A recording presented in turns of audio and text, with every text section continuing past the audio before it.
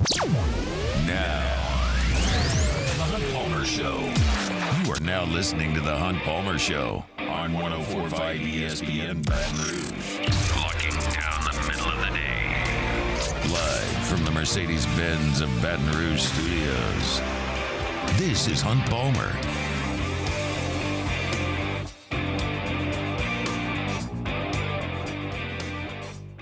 Welcome in. Hunt Palmer coming to you from the Mercedes-Benz Baton Rouge studio downtown in the capital city on this wet Wednesday.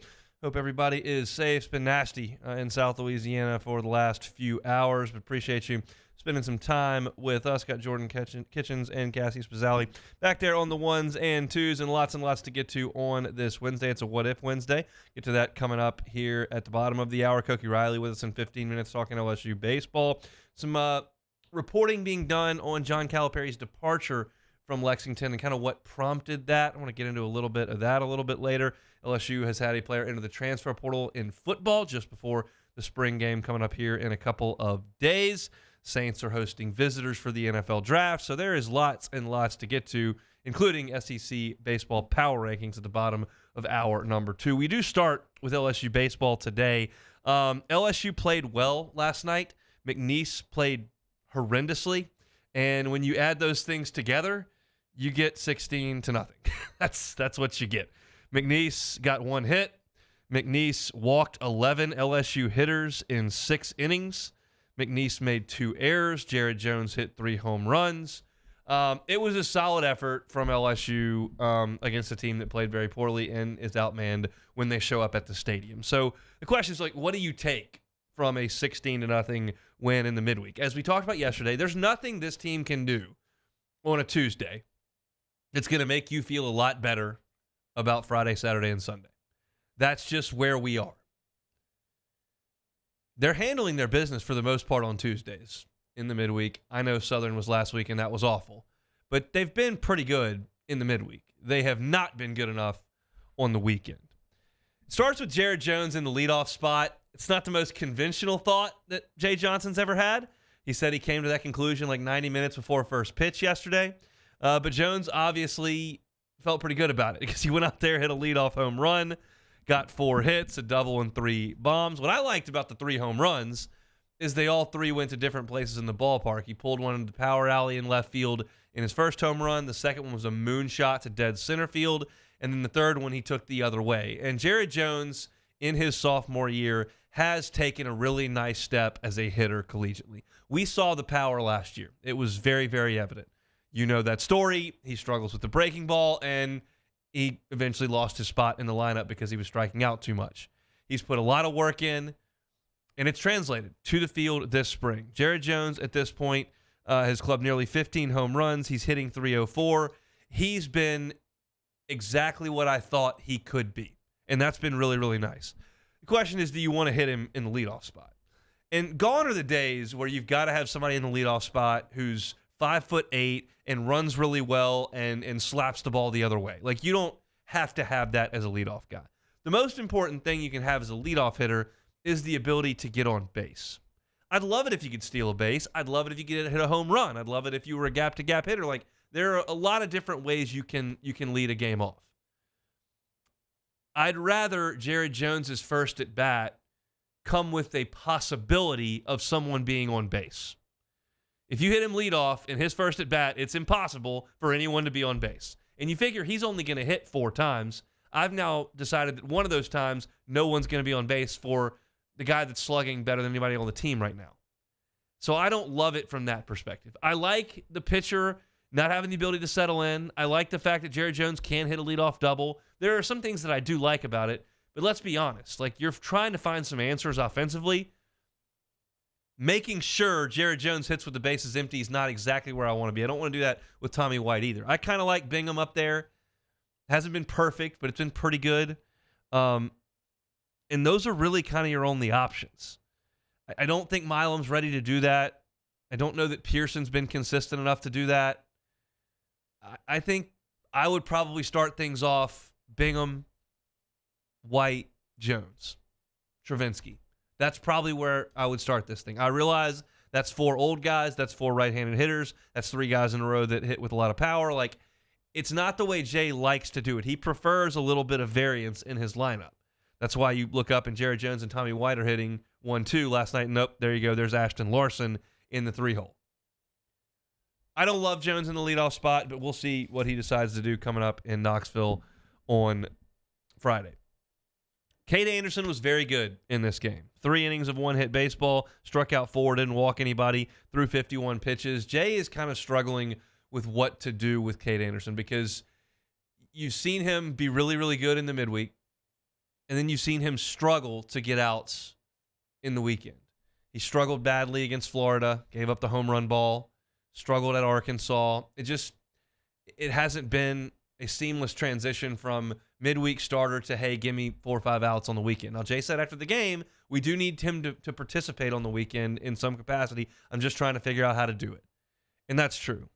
And then there's the other piece to last night, and it got me thinking big picture for this season, not necessarily what we saw in the game last night. I think it's time to let Sam Dutton and Aiden Moffitt pitch on the weekends. I'm not saying it's a slam dunk and it's going to work, but I know it's not working. And I don't mean to throw players under the bus. I really don't. But we have seen this now for a month. When they, on a given day, go to Javen Coleman and Will Helmers and Christian Little, it does not go well. We know that. I know that they're older players. Christian Little is in his 3rd year of college. Javen Coleman is in maybe his 4th year of college. Will Helmers is in his 5th year of college. I get that they're experienced guys. You're getting run ruled in these games. Can we at least see if the guy that throws 99 miles an hour can get some outs on the weekend? And it's not like Aiden Moffitt is like super young. In an era where for a long time, college baseball players, a lot of them only play 3 years. He's a year and a half in. Theoretically, he's halfway done. I don't know if it's going to work, and I understand that there were some command issues when he got here and he was raw, but he throws really hard, and he has a good slider. Aiden Moffitt has not pitched in a single SEC game this year. LSU has gotten run ruled 3 times and have not put him out there. For the season, he's thrown 6 innings. He's only given up 4 hits and 1 run. The 1 run he gave up was a 98-mile-an-hour fastball on the outside corner that a kid from Southeastern put a good swing on and hit it into the seats in right field. He does have 6 walks, but he has no walks in any of his last 3 outings. I know an empty stadium on a Tuesday night is not the same as a pressure cooker SEC environment, but can we at least see? Can we try? You're getting lit up on the back end of your bullpen. I like to see Aiden Moffitt out there, and the same goes for Sam Dutton. He's a 3rd-year player who started SEC games. He has not pitched in an SEC game this year. I don't know what the bullpens look like. I don't know what the discussions look like. I'm not sure every single bit of what has gone into the decision not to use these guys on the weekend. But I think it's time to reassess. You got to do something different. They've done everything they can basically do from an offensive perspective. They've played just about everybody.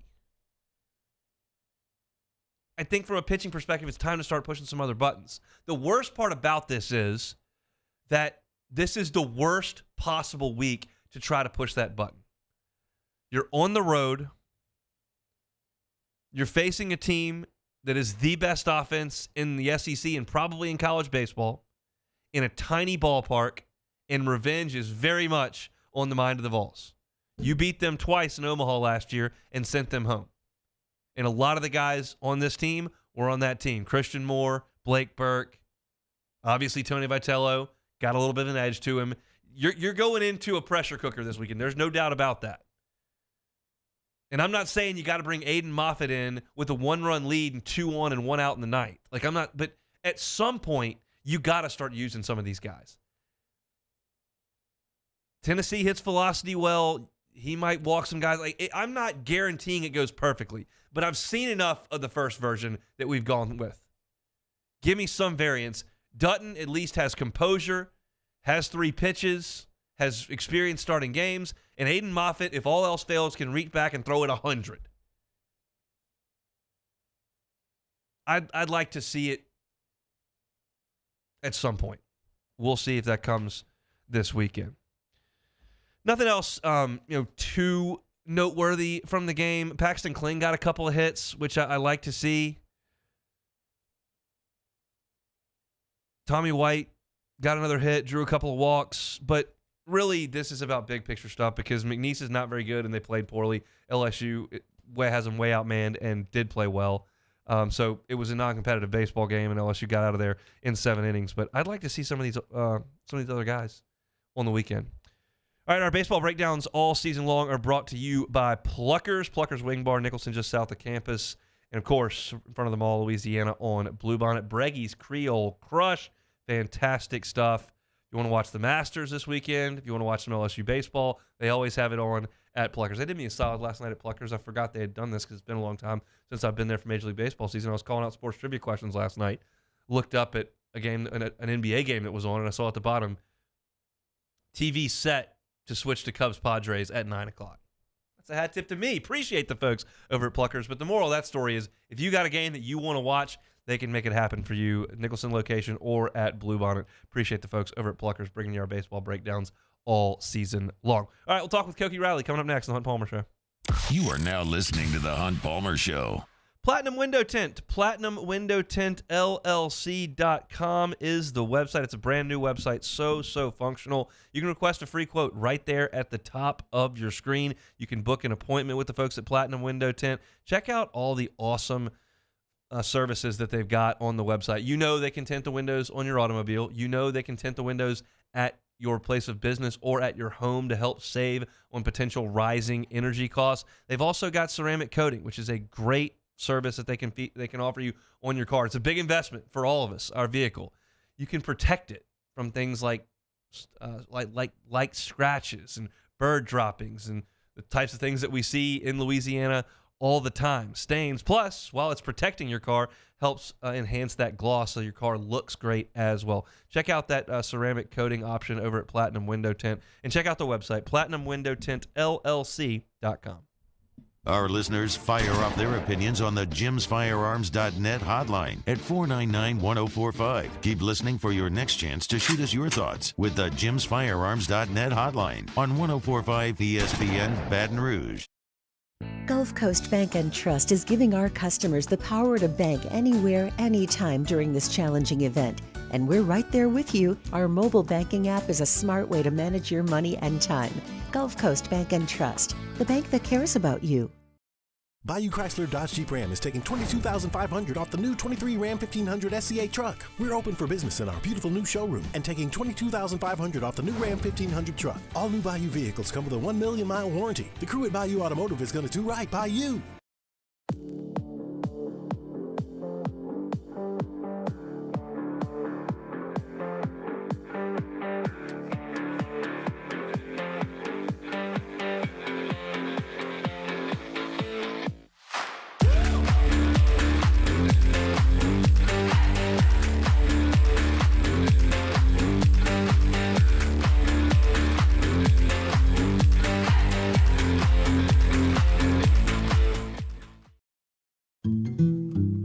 Power up your next project with John Deere Deals by Sunshine.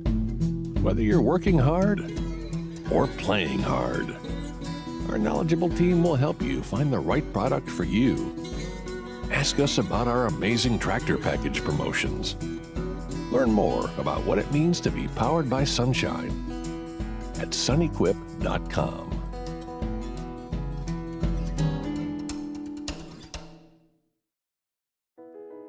I've been doing business with Luba for 25 years.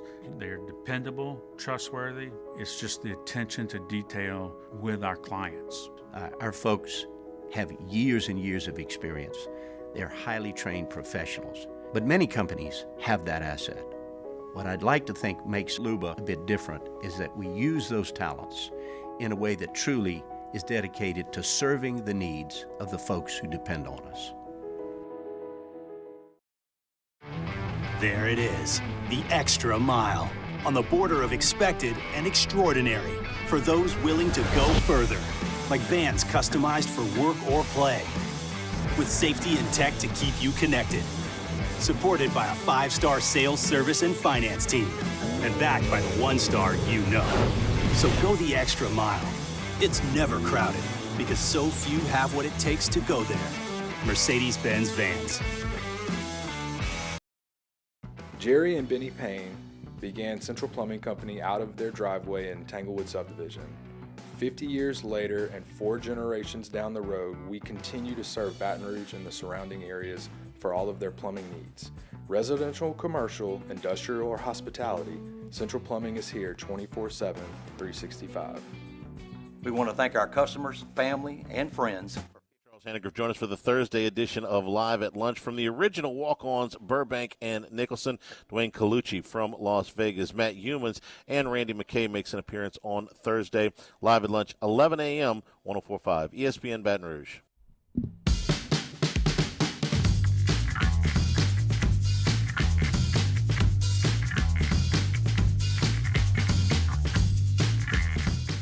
You're listening to the Hunt Palmer Show on 104.5 ESPN Baton Rouge. Hope you're staying safe out there, dry out there in South Louisiana. Been a nasty morning, but we're talking a little LSU baseball here on the Hunt Palmer Show. Koki Riley joins us every single Wednesday here in the first hour and does so now on the Jim's Firearms Hotline. Koki, how are you? Doing pretty well. How's it going? Going quite well. Well for Jarrett Jones, a 3-homer night last night in the leadoff spot. Did you like that? Yeah, no, and it doesn't shock me as much as it maybe shocked him that he was leading off.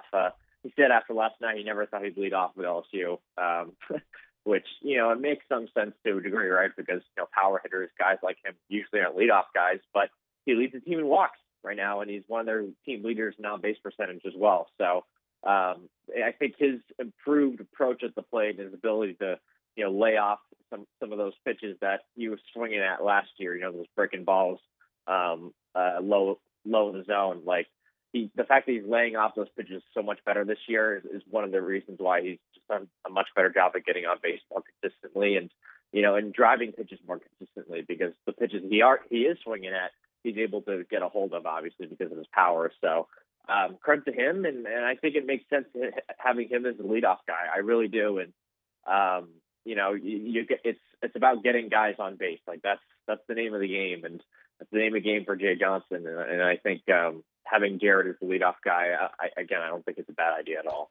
I love a guy with high on-base percentage hitting in front of Tommy White. What my point was at the open there that I don't love it is because you're ensuring that Jared Jones hits with nobody on base at least one time, and that's the guy with probably the most pop in your lineup. That's kind of my pushback on the whole thing.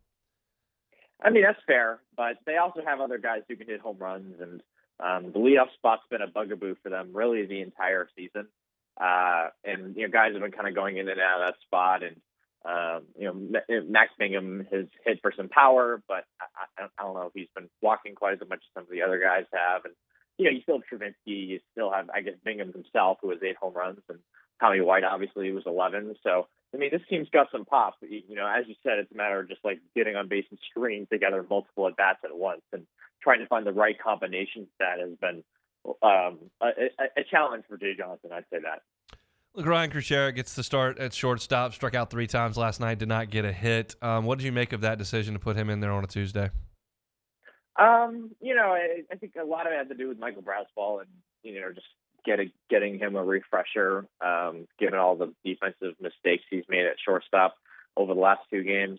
And just giving Ryan a chance to see what he can do at the plate a little bit. And what he can do defensively. He's a pretty solid defensive shortstop. He's been playing there forever. So you have him and Monster Milan in the middle infield. And those are 2 pretty athletic, 2 pretty quick guys. And you feel pretty good about that defensively. It's just with Ryan, I think it's the offense. And we really haven't seen him drive too many balls into gaps. We haven't seen him be, I guess, super comfortable at the plate.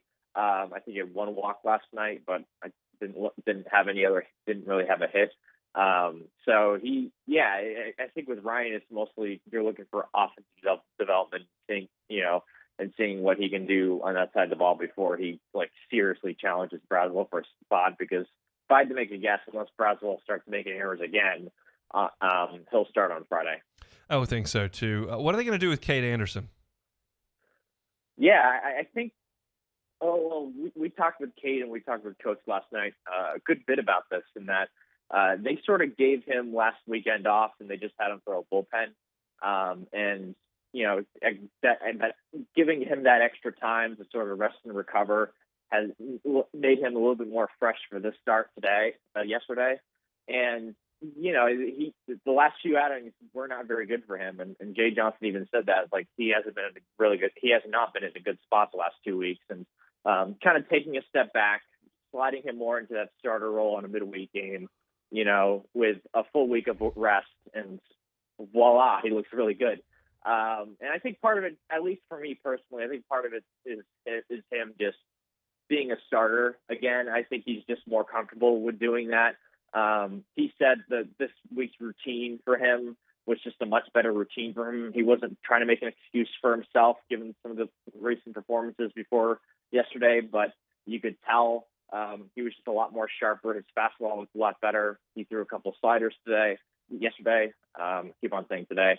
But yeah, no, he looks pretty good. And I think he looks better off as a starter. Because remember, like, he wasn't much of a reliever. I doubt he had too many relief appearances when he was in high school. So, and you combine that with the fact that he'd been out for, a year and a half because of Tommy John surgery. And it's hard to throw that guy out of the bullpen on, 3 days rest after, usually pitching in the midweek games as well. So I think they're just kind of trying to take a step back and just let him kind of rest and recover and start more often with these midweek games.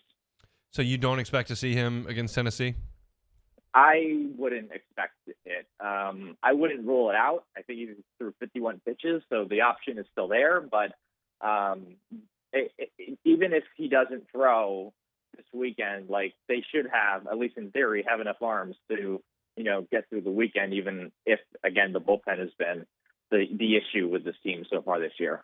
Yeah, they've kind of run out of pitching. I used air quotes there because that's not literally the case, but they've gotten bashed around in game threes just about every weekend. So my question would be, like, Sam Dutton and Aiden Moffett have not pitched in SEC play. Do you expect that to change anytime soon? I think one of those two guys will pitch at some point in SEC play, whether that's this weekend or next weekend, because I think Jay Johnson even previewed after yesterday's game that, we could definitely see it. We're definitely going to see some sort of shakeup with the bullpen. And we've already seen a little bit of it with Cam Johnson getting thrown out there a couple times, and he's on track to probably pitch again this weekend. So I think Aiden Moffitt's another guy. And with Aiden, it's just the strikes. It's just the consistency with the velocity. Sometimes it's 90. Sometimes that fastball is 93, 94. Sometimes it's 98, 99. And there's just a consistency element that he's definitely improved on since last season. But you kind of want to see how that develops, and that to go along with his breaking pitches. That's the sort of development you want to see from him. And Sam Dutton is Sam Dutton's a veteran guy. Like, you kind of know what you're going to get out of him to a degree. I don't think he has the most explosive stuff, and he was kind of in a high leverage spot to start the season, and just really hasn't been a factor at all for them in SEC play. And it's like what worse can it do, right? Like, to a degree, right? Exactly. Because, yeah, like, you have to throw. I mean, at some point the spaghetti's going to stick to the wall, and you just want to see which piece is going to stick. And they haven't thrown all their noodles yet. So I'm really curious. Like, those are two of the few guys that they haven't really seen what they can do yet. I mean, I guess they technically picked like a guy like Micah Bucknam. I guess he did pitch last weekend, but it was a short stint. It's one outing. But we'll see. They're going to keep on mixing and matching and seeing what sticks after Griffin Herring. I noticed in the Magic Moment video on Instagram yesterday that Jay Johnson gave that to Cade Woods. What's the story there? Why he's missed a ton of time? It's not because of injury. He's been healthy. Apparently he was dealing with some injury stuff during the fall and got off to a slow start during the spring, and coach said he was just being okay. And I saw him once in the preseason. He did not look very good. And then he pitched that one inning against VMI, gave him a run in that one inning, and has kind of disappeared ever since.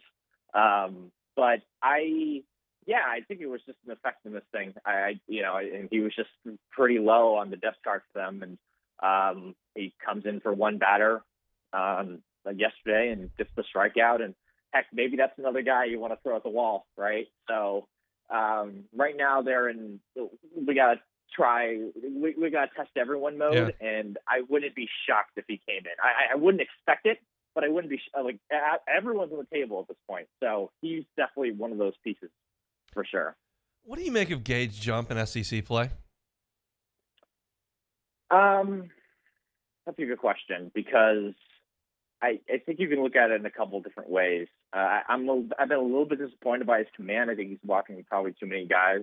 I don't think that's necessarily because he's falling behind in too many counts, but it's more of just an out pitch thing. And there's kind of a lack of swing and miss with his game lately too, when it comes to SEC play. But I mean, you factor all this in, and you think about when they brought him in, he was kind of a risk factor because of the fact he hadn't pitched in so long. And when he did pitch, he was only a freshman, and it was mostly non-conference play in the Pac-12.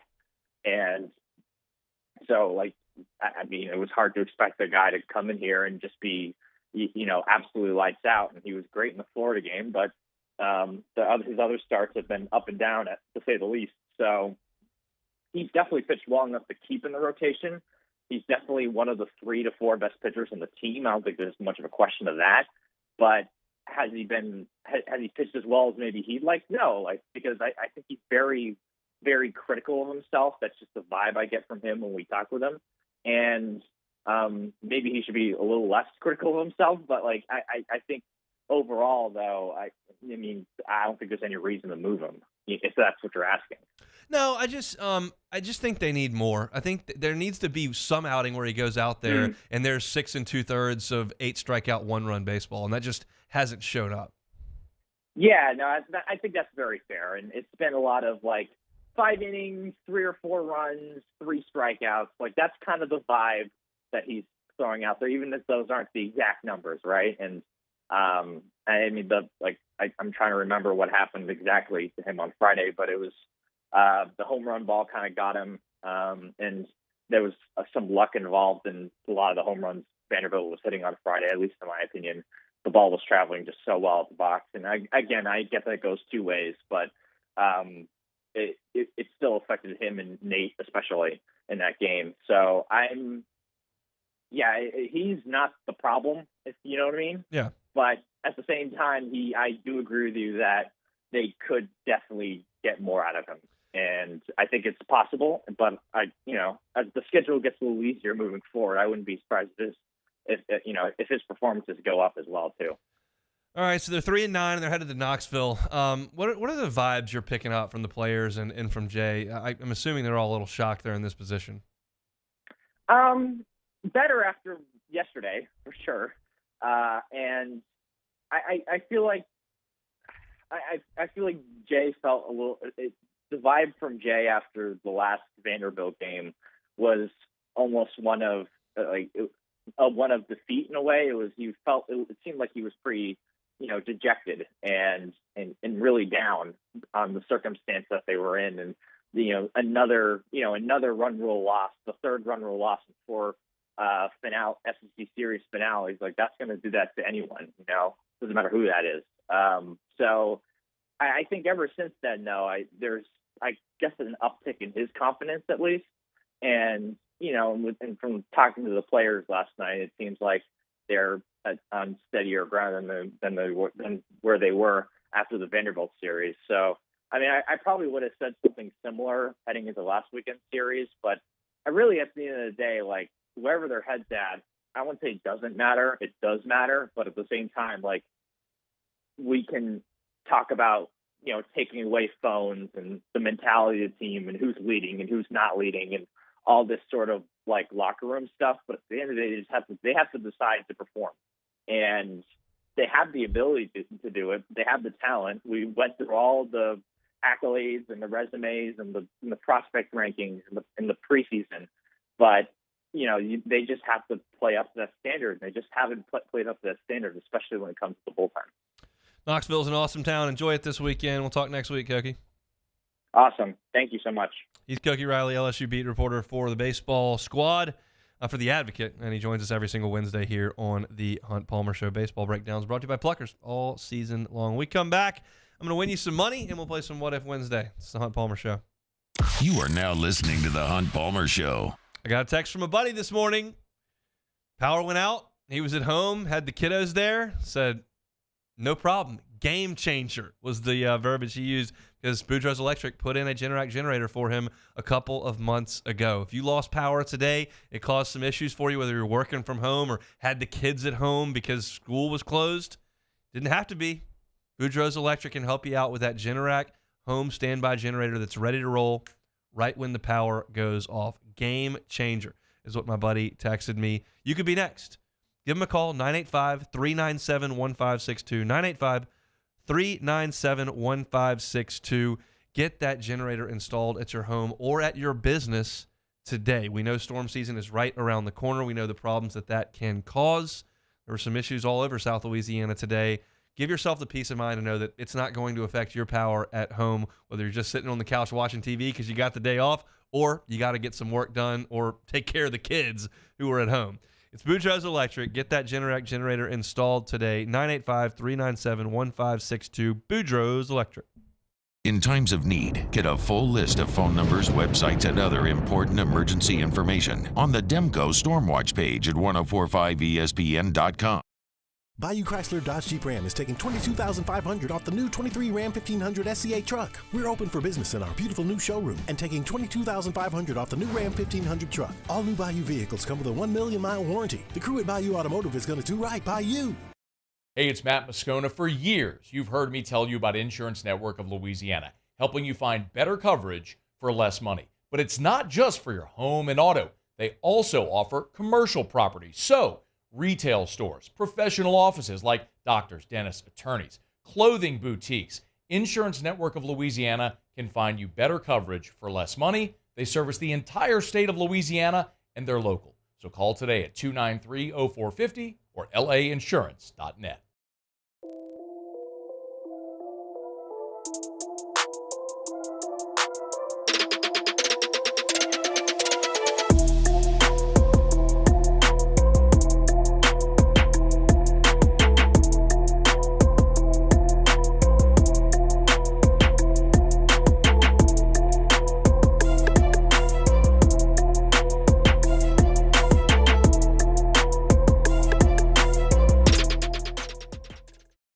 Dylan Cruz here to tell you about Six Rings Baseball and Softball Camp. If you live on the North Shore and play ball, go to Six Rings Camps with former LSU assistant coach Dan Canaveri. His knowledge is second to none, and your child will improve and have fun doing it. Camps are held at Coquille Park and Six Rings Academy in Covington with 4 sessions over the summer. Full day and morning only sessions are available from ages 7 to 13. Go to sixringsbaseball.com or call 985-206-9096.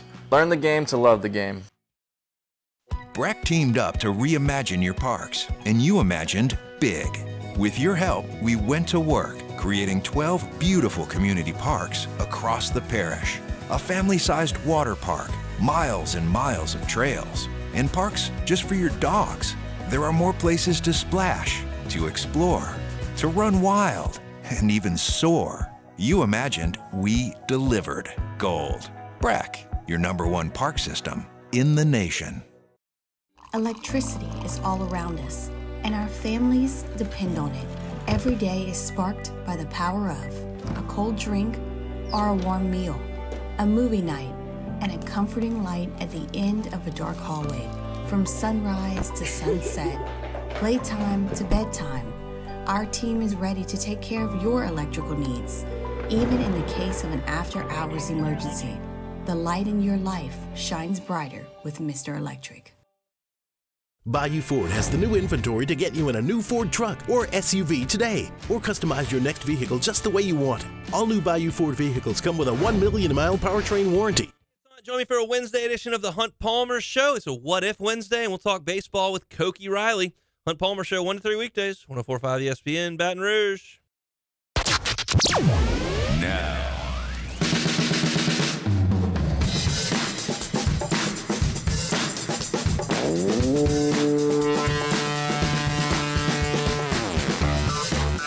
you're listening to the Hunt Palmer Show on 104.5 ESPN Baton Rouge. I'll tell you all about ESPN Bet every day, and I went on the ESPN Bet app and was playing around with some potential Masters props. So I've made a bit of an exercise here that you can do for free to win some cash. Well, not necessarily free. That was misleading. If you just go in and make any $5 bet on any of the NBA games tonight, whatever it is, money line, point spread, whatever, and you're a new user, you'll get $100 deposited right into your account. That's the ESPN Bet's deal. So I've taken that $100 that you would get for free for placing a bet, win or lose, you get $100. And I would tell you how I would maybe spend that $100 on the Masters. We'll check these on Monday to see how they do. Betting Scotty Scheffler to win the golf tournament is not necessarily going to net you a lot of cash. He is a prohibited favorite. He is the best player in the world. He is just ridiculous at this point. He's top 5ing and winning just about every event he plays in.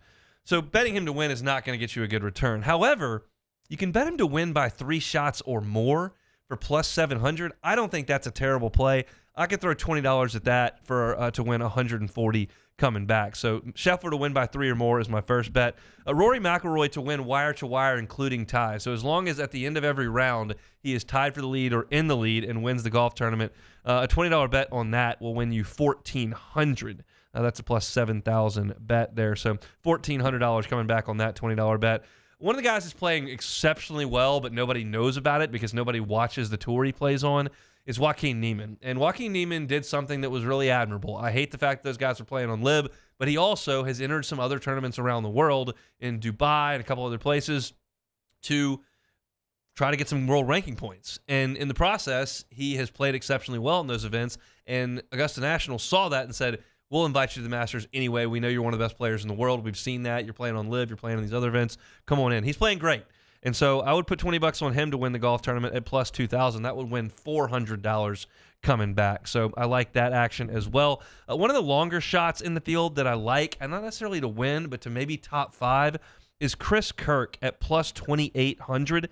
If you bet $20 on that, you can get $560 coming back. He has played in 4 Masters and has never shot in the 60s in any round at Augusta. You're going, well, why the hell would you bet on him then? Well, 3 of those were in 2014, 15, and 16. He was a totally different guy then, had a significant alcohol problem, bad attitude, tough home life. Like, it was not great for Chris Kirk at that point in his life. He has since cleaned things up in an incredible way off the golf course and has played great on the golf course since then. He T23 last year. He won the Century in Hawaii this year. He's a really, really good player. I'm not necessarily betting him to win, but top 5 for plus 2,800 with Chris Kirk, I kind of like that. I think some of those rounds that he played 5, 6, 7 years ago are being held against him with the odds there. I like that bet. And then to miss the cut. I don't like placing the miss the cut bets because the Masters, it's really easy to make the cut. You've got a lot of amateurs, some older players that probably won't be very good, and it's a small field, so making the cut's easier at Augusta than it is in a lot of places. But Akshay Bhatia to miss the cut, I think, is a reasonable bet. You're going, wait a second, isn't that the guy that just won 2 days ago? It is. He just won 2 days ago.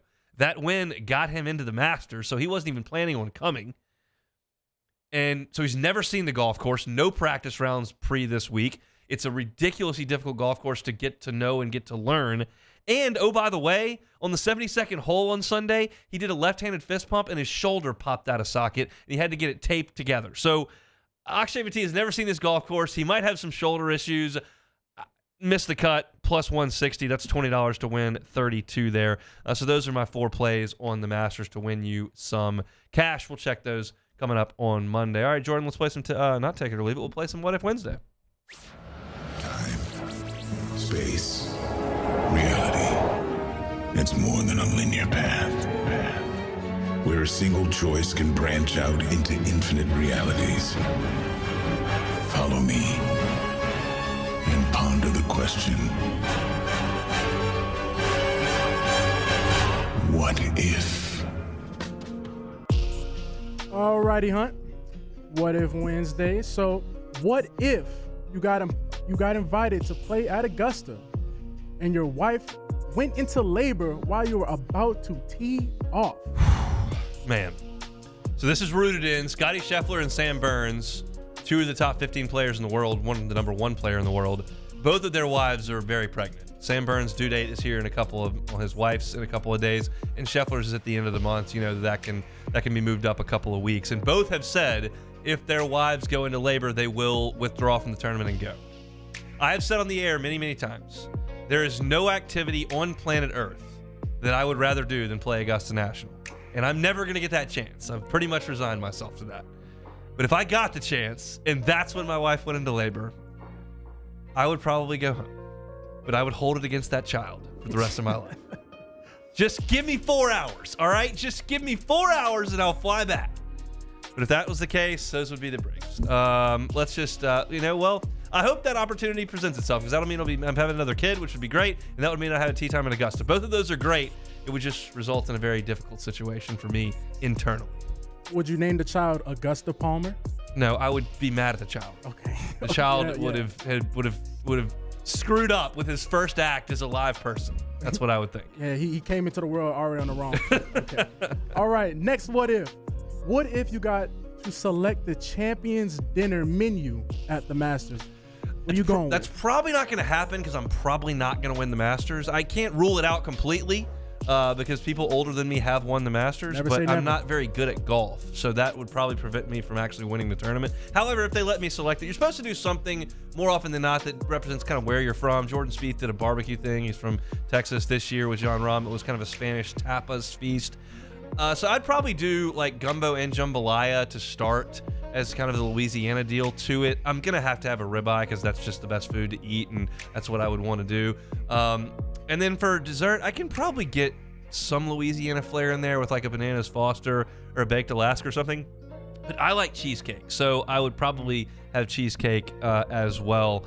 I did notice when I was going through some of the old Champions dinner menus, the worst I've ever seen. You can do anything with Augusta. Like Hideki Matsuyama from Japan won. He had this incredible sushi meal and Wagyu steaks, and you had this Australian barbecue thing that Adam Scott won, and they can do anything over there. Bubba Watson had a grilled chicken breast, some corn, and veggies. Wow. Grilled chicken breast? I can just make that on the... that's the most boring, healthy dinner ever. I would be so upset if I was the past champion going in for a Champions dinner where you can do anything, and Bubba throws a grilled chicken breast on the plate. That's not going to get it done. I would not do that. Yeah, that's... I'm mad you even said that at this point. Yes. Okay, next what if. This one's from Twitter. What if LSU finishes the remaining SEC 13-5, winning all 5 series with one sweep? It will put us at 16-14. Is that enough to host a postseason at the box? It would be really close. At that point, I think your RPI would be pretty good, and you would have that back end of the schedule run in your favor at 13-5 in the last 18 in SEC play. I can't guarantee it at 16-14, but I think you would be close to the top 16. As I said on Monday, I don't anticipate a 13-5 run here, but if we're playing what ifs and they did that, I think you would have a real shot. Would you consider that one of the greatest runs you have ever seen if they pull this off? Well, in 2008, they won 23 games in a row. They got a top 8, and that was the greatest run any of us have ever seen. It was the longest winning streak in the history of the program. But it would be noteworthy. It would be something along the lines like the Rally Possum team in 2016. They went 8-1 in their last 9 to get a top 8. It would be something similar to that. Okay. All right, this what if is from my guy, Charles Handegrift. Charlie boy. So Handy says, what if Justin Herbert wasn't on the Chargers? Give some context. What if Justin Herbert wasn't on the Chargers roster? Would Jim Harbaugh take J.J. McCarthy at the number 5 pick? Whew, that's tough.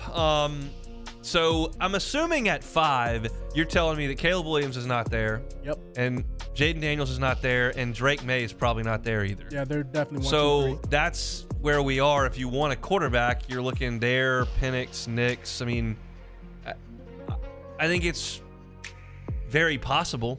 I don't know exactly what Jim Harbaugh feels about J.J. McCarthy, and I know that obviously there's a totally different skill set necessary to win in the NFL than to win in college. It's a totally different offense, totally different everything that you're doing up there, and Jim Harbaugh would have the knowledge to know whether he thought McCarthy could handle what was necessary at the NFL, because it's not like this is his first run in the NFL either. I would suggest, yes, that he would take J.J. McCarthy. You don't often have a top 5 pick.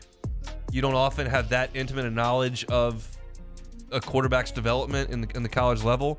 And so, yeah, I think he would if they didn't have Justin Herbert. But they do, so going to do something a little bit different there at number 5. All right, that's it for Take It. No, not Take It or Leave It. It's the second time I've done that. That's it for What If Wednesday here in the middle of hour number 1 on a Wednesday edition of the Hunt Palmer Show. We will step aside. Very interesting reporting by The Athletic. Shams, Kyle Tucker, interviewed John Calipari, spoke with the Kentucky side of things. Why did John Calipari leave Kentucky for Arkansas? Really, one incident triggered this entire thing. I'll tell you what that was coming up next. You are now listening to the Hunt Palmer Show. Love telling you about LeBear's. Awesome place to go check out some sports action. You can visit LeBear's Baton Rouge this spring for all the hoops, all the hockey, the playoff action coming up. They got the biggest screens, best food and drink, plus giving away Penn cash bonuses and prizes to Penn Play Rewards members. If you're not a member, no big deal. You can join today by downloading and registering for the Penn Play app from the App Store. That's the Penn Play app from the App Store. You can unlock all the fun, including a chance to win up to $2,000 in Penn cash. I might need to get involved with some $2,000 in cash. All that and more. Make LeBear's Baton Rouge Casino your spring sports viewing headquarters. Must be 21 or older. Gambling problem? Call 1-800-522-4700.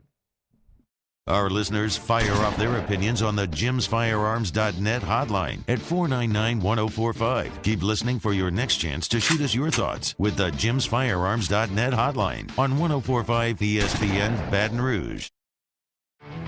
There it is, the extra mile, on the border of expected and extraordinary for those willing to go further, like vans customized for work or play, with safety and tech to keep you connected.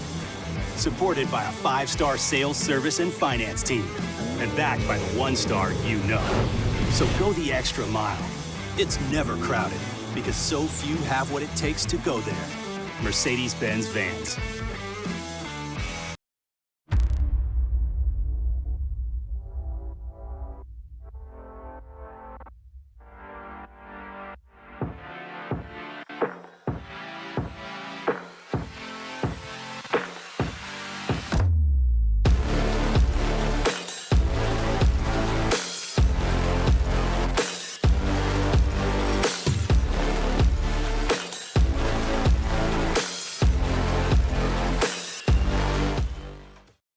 Yo, Jake here from my friends over at Community Steel Company located in Gonzales, Louisiana. The local place you can turn to for all of your metal building needs.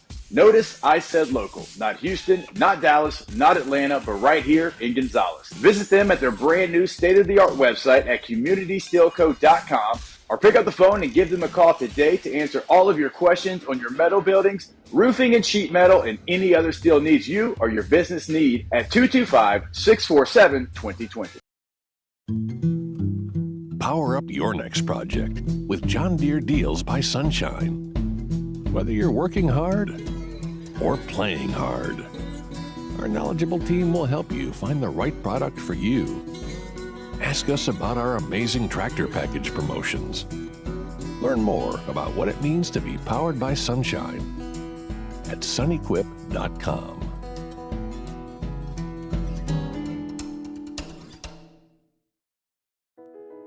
I've been doing business with Luba for 25 years. They're dependable, trustworthy. It's just the attention to detail with our clients. Our folks have years and years of experience. They're highly trained professionals, but many companies have that asset. What I'd like to think makes Luba a bit different is that we use those talents in a way that truly is dedicated to serving the needs of the folks who depend on us. Jerry and Benny Payne began Central Plumbing Company out of their driveway in Tanglewood Subdivision. 50 years later and 4 generations down the road, we continue to serve Baton Rouge and the surrounding areas for all of their plumbing needs. Residential, commercial, industrial, or hospitality, Central Plumbing is here 24/7, 365. We want to thank our customers, family, and friends for 50 years. Matt Moscona inviting you to join us for Wednesday's Hump Day AFR, presented by Pluckers. We're recapping baseball at the box with the Tigers and McNeese, and a big one for the Pels up in Portland. Join us 3 to 6, 104.5 ESPN Baton Rouge.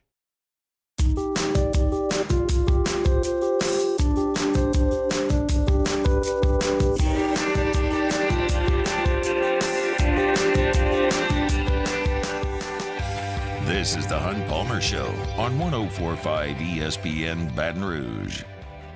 Some good reporting from The Athletic. Kyle Tucker and Shams Charania. Let's call him Shams. It's a tough last name. But they interviewed John Calipari and got basically his side of this Kentucky story. And it is his side. This is going to be skewed towards the Calipari angle here. But I still think it's interesting, even if it's not the entirety of both sides of the story. And all of this boils down, John Calipari's exit to Fayetteville, to one moment where the relationship between John Calipari and his athletic director, Mitch Barnhart, fractured. And that was a couple years ago when Calipari continued to ask Kentucky to redo the practice facility. He felt that it was falling behind. They needed a new practice facility. And Mitch Barnhart said, no, we don't need to spend that much money on that. We can just clean it up. We'll get that figured out. And the can kind of kept getting kicked down the road, to use a cliche. And that irritated John Calipari. And finally, he had it. And they were in the Bahamas on a summer trip where they were playing basketball. And Calipari got the reporters who had gone down there to cover their scrimmages in the Bahamas to his hotel, and he basically let them have it. And you'll probably remember this quote when he said, "This is a basketball school.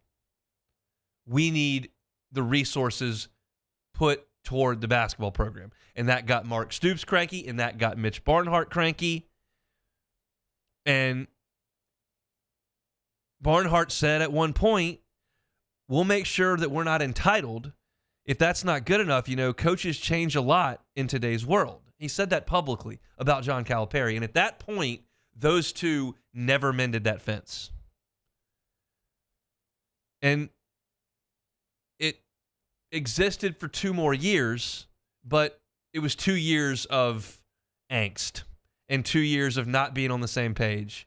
And they put out a video a couple of weeks ago basically singing Kumbaya, but it was a dog and pony show, as was written in this story. It was not sincere.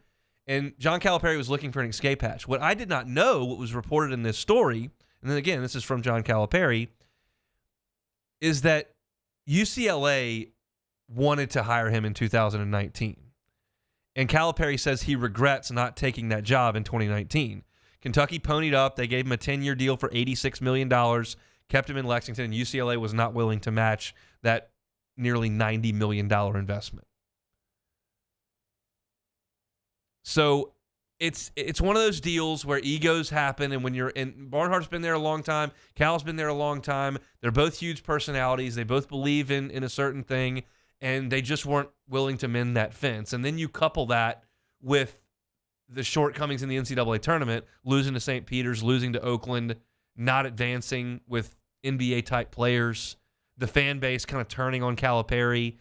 It just was untenable. It felt that way from the outside without these details. And as this story goes, Arkansas was kind of looking around for a new head coach when Musselman left, and John Calipari met with John Tyson from Tyson Chicken in Phoenix. And the point of the conversation, according to the story, was Tyson just wanted Calipari's opinion on who would be a good hire. Because they've been friends for a long time, and he said, Cal, who should I look at? What name are you hearing that would make some sense? And then finally, at the end of that discussion, he said, well, what about you? And allegedly, reportedly, Calipari said, I hadn't thought about that, but, let's discuss. And what Calipari saw there was a parachute, an escape lane. And he used it. And this is one of those rare situations where I believe this is going to work out for everybody. I think Calipari is going to show up in Fayetteville with a ton of energy and create a lot of excitement. And I think he'll field a good SEC basketball team. Not a guarantee at Arkansas. I think Kentucky can do better.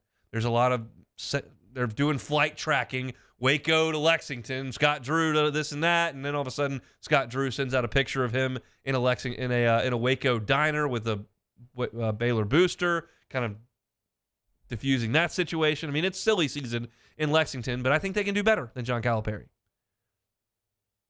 Question is who, and what does that do to the carousel? Who's next? I thought it was fascinating. If you're a subscriber to The Athletic, you can go read it. But that comment back in 2022 that we're a basketball school just never worked after that with Mitch Barnhart, with Mark Stoops, John Calipari. It had to end. And after 15 years, it has. Arkansas is going to announce John Calipari as their next head coach, I believe, tomorrow in a press conference up on the Hill in Fayetteville. That's it for hour number 1 here on a Wednesday edition of the Hunt Palmer Show. Hour number 2 is packed. LSU has had a defensive end say he's going to enter the transfer portal. We got Saints visitors for the NFL draft and SEC baseball power rankings 35 minutes from right now. We'll pause for SportsCenter. Come back with us. It's the Hunt Palmer Show. You are now listening to the Hunt Palmer Show.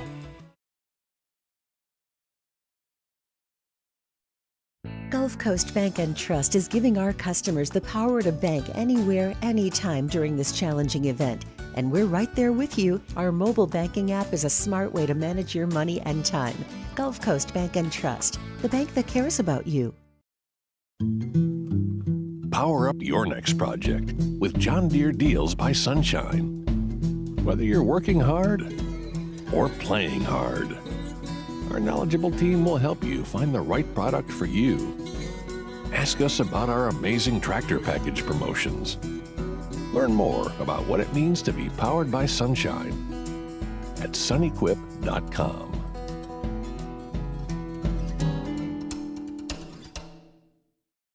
Bayou Ford has the new inventory to get you in a new Ford truck or SUV today, or customize your next vehicle just the way you want it. All new Bayou Ford vehicles come with a 1 million mile powertrain warranty.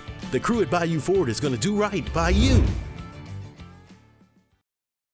The Windsor Senior Living Community in Mandeville, Louisiana is a beautiful, vibrant apartment community geared toward seniors. They are nestled right in the heart of Mandeville, where seniors live a more carefree lifestyle in spacious apartments with the peace of mind that comes from having a little extra help. Call the Windsor at 985-624-8040 to schedule a lunch and tour. Come see how the Windsor can be your passport to peace of mind. Electricity is all around us, and our families depend on it. Every day is sparked by the power of a cold drink or a warm meal, a movie night, and a comforting light at the end of a dark hallway. From sunrise to sunset, playtime to bedtime, our team is ready to take care of your electrical needs. Even in the case of an after-hours emergency, the light in your life shines brighter with Mr. Electric. Dylan Cruz here to tell you about Six Rings Baseball and Softball Camp. If you live on the North Shore and play ball, go to Six Rings Camps with former LSU assistant coach Dan Canaveri. His knowledge is second to none, and your child will improve and have fun doing it. Camps were held at Coquille Park and Six Rings Academy in Covington with 4 sessions over the summer. Full day and morning only sessions are available from ages 7 to 13. Go to sixringsbaseball.com or call 985-206-9096. Learn the game to love the game. Breck teamed up to reimagine your parks, and you imagined big. With your help, we went to work, creating 12 beautiful community parks across the parish. A family-sized water park, miles and miles of trails, and parks just for your dogs. There are more places to splash, to explore, to run wild, and even soar. You imagined, we delivered. Gold. Breck, your #1 park system in the nation. There it is, the extra mile, on the border of expected and extraordinary for those willing to go further, like vans customized for work or play, with safety and tech to keep you connected, supported by a 5-star sales, service, and finance team, and backed by the 1-star you know. So go the extra mile. It's never crowded, because so few have what it takes to go there. Mercedes-Benz Vans. Hey, it's Matt Moscona. For years, you've heard me tell you about Insurance Network of Louisiana, helping you find better coverage for less money. But it's not just for your home and auto. They also offer commercial property. So, retail stores, professional offices like doctors, dentists, attorneys, clothing boutiques. Insurance Network of Louisiana can find you better coverage for less money. They service the entire state of Louisiana, and they're local. So call today at 293-0450 or lainsurance.net.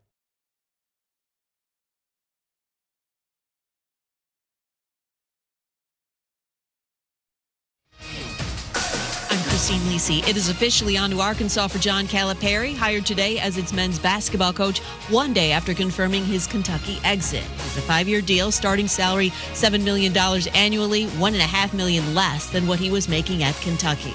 NFL from ESPN's Adam Schefter, Jaguars pass rusher Josh Allen has signed a 5-year, $150 million contract, $88 million guaranteed. Unsportsmanlike co-host Chris Canty. Pass rushers don't grow on trees, man, and this guy can absolutely get after it. Now, they get to lower that cap hit this upcoming season, and that's probably a good thing this offseason because we know the big thing that's looming out there is the Trevor Lawrence contract extension. Lawrence, the Jags franchise QB, now eligible for an extension. NBA Bucks got the best-case scenario regarding star Giannis Antetokounmpo. Avoided a serious Achilles injury last night. ESPN's Adrian Wojnarowski reports left Achilles tendon fully intact. Return to play depends on how quickly his calf strain heals. Bucks up a game on the Knicks for the 2 seed in the East. Orioles calling up the number 1 prospect in baseball, Jackson Holliday, expected to join Baltimore in Boston tonight.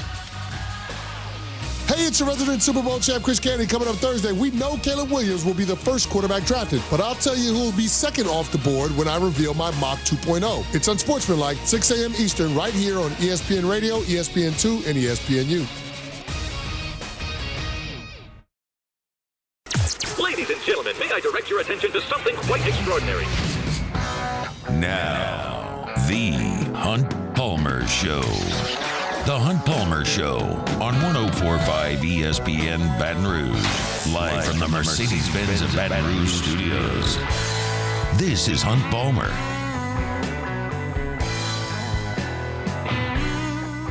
Hour number 2, Hunt Palmer Show, 104.5 ESPN Baton Rouge. Appreciate you hanging out with us here on a Wednesday. Half the work week in the rear view mirror. Looks like the weather is out of here as well, so hope y'all were able to stay safe, stay dry this morning. You got to work, great.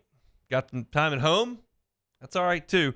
Thanks for hanging out with us here on this Wednesday. Got a lot to get to. SEC Baseball Power Rankings coming up in 30 minutes. Where do the Fighting Tigers come in after another series loss? Just have to wait and find out. We start with baseball. Not baseball. We start with football here in hour number 2. News coming out earlier today that LSU linebacker / edge Jaxon Howard plans to enter the transfer portal when that window opens following spring football. Howard, a redshirt freshman on the team. He did not play last year as a true freshman. Well, he did play. He played in 5 games as a true freshman. Saw action on some special teams and a little bit as a backup. Just 2 tackles and a hurry.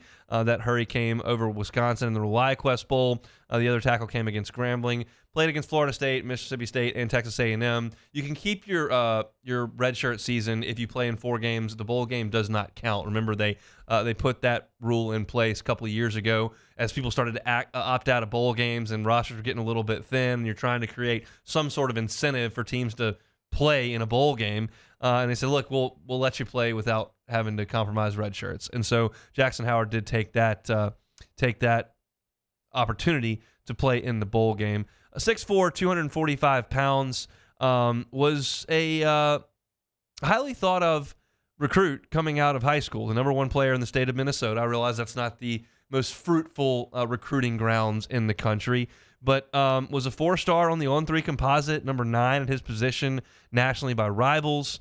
Also played some tight end. His dad played football at Stanford and was an all Pac-10 player, and was the top defensive lineman in the Pac-12, Pac-10 at that time.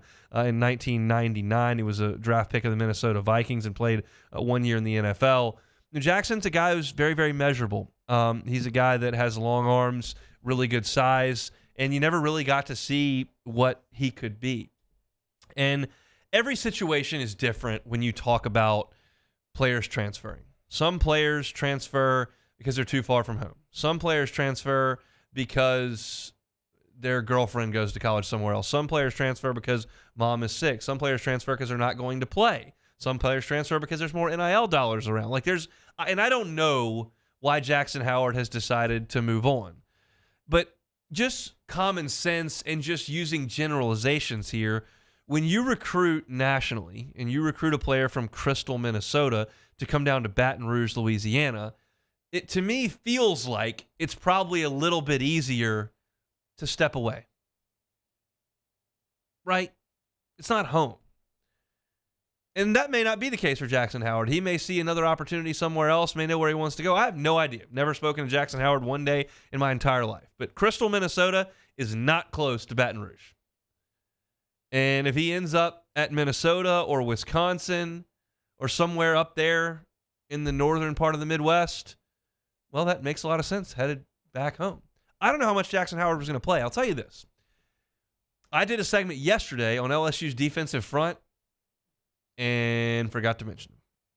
Now, that's probably because he's listed on LSU's website as a linebacker, and when I was sorting by position to go through and write down all the names to make sure I got them all, he was grouped in with the linebackers, and I didn't put him there. I don't know if the plan was to use him on the edge. I don't know if the plan was to use him as an outside linebacker, pass rusher. We didn't get to see Jaxon Howard do enough here for me to determine what he could or couldn't do.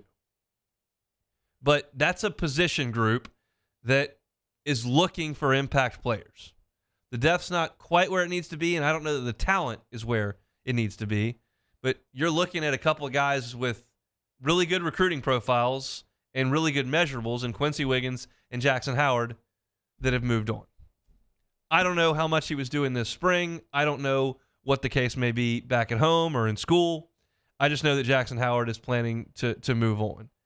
And at that position, I think any loss is a bit of a disappointment.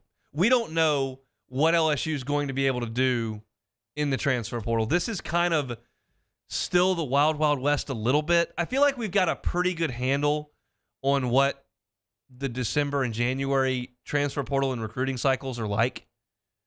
We've seen that now for a couple of years. I'm not sure the volume of players that are entering the transfer portal in the spring and the caliber of players that are entering the transfer portal in the spring. My gut tells me it's a lot of folks like Jaxon Howard.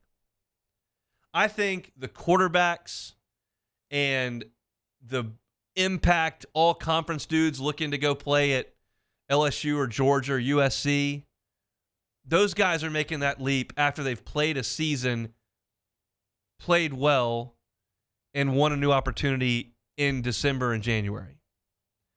I think the spring is largely, in my opinion, and I'm generalizing here without knowing, I think the spring is going to be guys that went through spring drills and had a couple guys in front of them in line every time they went through the drills and every time they ran with the threes and went, I might need to look elsewhere.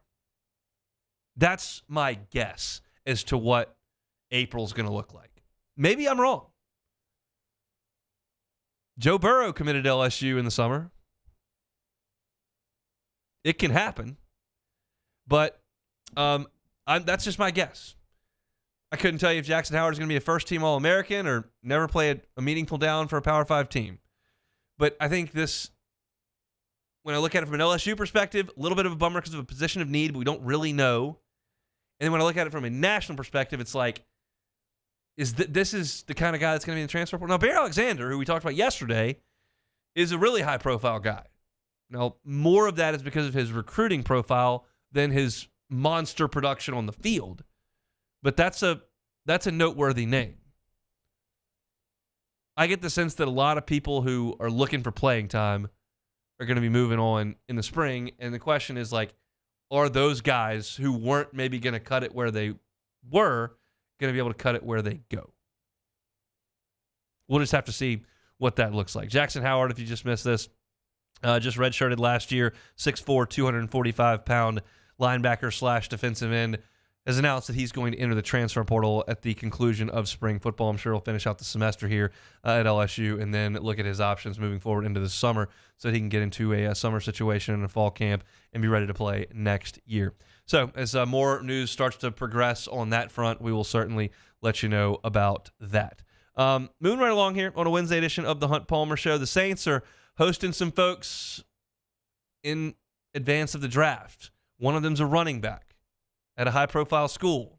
Do I think that makes a lot of sense? We'll talk about that coming up next. You are now listening to the Hunt Palmer Show.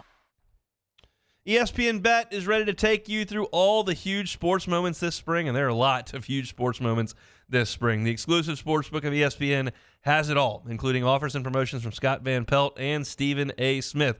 From the playoff intensity to getting out on the links, pretty big golf tournament coming up, and out to the ballpark, MLB is in full swing. There's no better time to be a sports fan. So sign up today, and new users get $100 in bonus bets for making any sportsbook bet. I gave you the bets for the golf tournament this weekend in the last hour. You can go back and check those out. Download ESPN Bet today. What a play. Must be 21 or older. Gambling problem? Call 1-800-522-4700 in partnership with LeBears Lake Charles.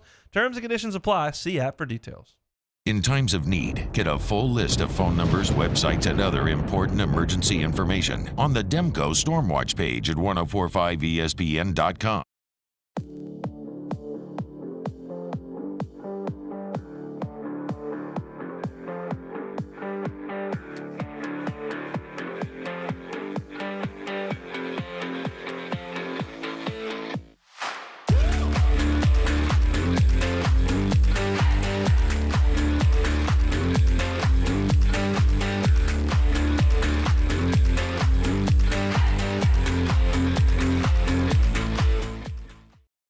Yo, Jake here from my friends over at Community Steel Company located in Gonzales, Louisiana. The local place you can turn to for all of your metal building needs. Notice I said local, not Houston, not Dallas, not Atlanta, but right here in Gonzales. Visit them at their brand new state-of-the-art website at communitysteelco.com or pick up the phone and give them a call today to answer all of your questions on your metal buildings, roofing and sheet metal, and any other steel needs you or your business need at 225-647-2020. Power up your next project with John Deere Deals by Sunshine. Whether you're working hard or playing hard, our knowledgeable team will help you find the right product for you. Ask us about our amazing tractor package promotions. Learn more about what it means to be powered by Sunshine at sunequip.com.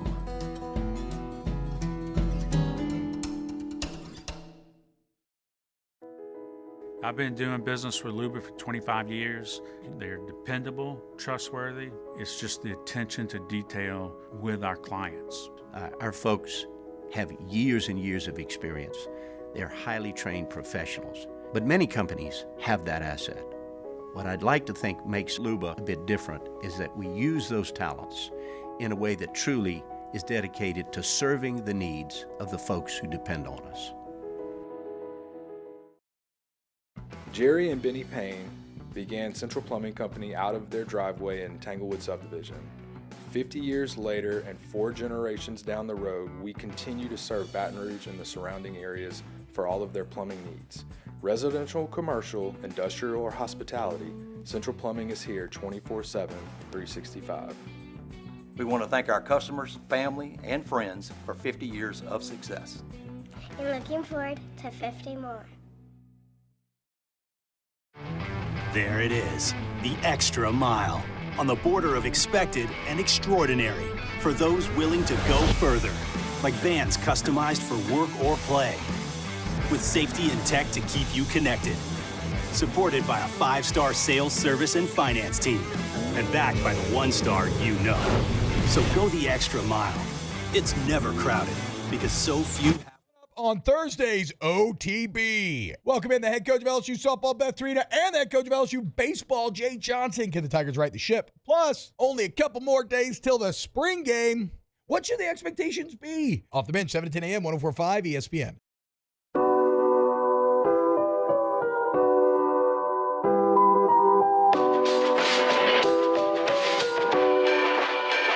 This is the Hunt Palmer Show on 104.5 ESPN Baton Rouge. So the New Orleans Saints have until April 17th, so another week, to bring in prospects to work them out, interview them, test them, that whole type deal before the NFL draft. And the Saints last year, of the players that they brought in, actually did draft Kendre Miller and Jordan Howden. Those are guys that they did bring in for workouts and interviews and kind of vetted that entire situation, felt good about it, and made that decision. They're in the process of doing that as well, and not all of these visitors get out. They're not all reported. Sometimes they are, but they're not always. And so I can't tell you everyone the Saints have brought in for an interview.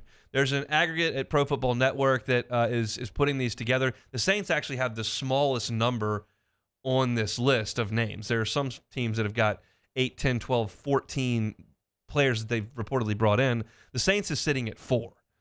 It's Marshawn Nealand, a defensive end from Western Michigan, Christian Boyd, a defensive tackle from Northern Iowa, Dylan Labe, a running back from New Hampshire, and then the one I wanted to talk about today was Marshawn Lloyd, the running back from Southern Cal. I could just say running back from USC because he went to both. He went to USC in California. He also went to South Carolina, the USC here in the Southeastern Conference. He spent 3 years as a Gamecock. Last year, transferred to Southern California and had a really nice season for the Trojans.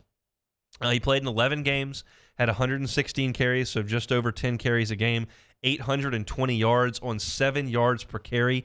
He scored 9 touchdowns. He caught 13 passes, averaged 17.8 yards per catch on those 13 pass catches. So I looked at the tape. He's a little undersized, looking at about 5'10", 5'9", but he's got some game-breaking ability. He can make some guys miss.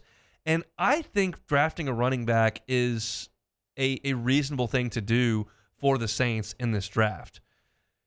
We've talked about this a lot. The Saints have so many needs that it's really hard for them to screw it up. Like, there's not a lot of positions where they were drafted to be like, what?